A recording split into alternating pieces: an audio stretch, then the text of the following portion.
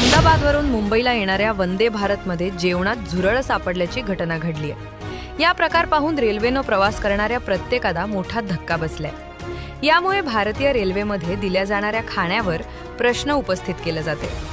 हे प्रकरण समोर आल्यानंतर IRCTCनं कारवाई करत कंपनीला 10 लाखांचा दंड ठोठावला असून संबंधित कॉन्ट्रॅक्ट संपण्यासाठी नोटीसही पाठवली आहे।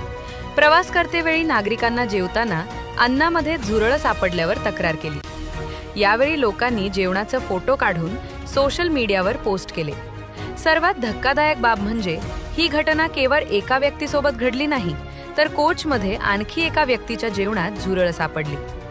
सतत तक्रारी आल्यामुळे कोचमधील बाकी प्रवाशांनी जेवण केलं नाही। प्राथमिक तपासणी केल्यानंतर कंपनीवर 10 लाखांचा दंड ठोठावण्यात आला आहे। शिवाय त्याचा कॉन्ट्रॅक्ट संपण्याची प्रक्रिया सुरू करण्यात आली आहे।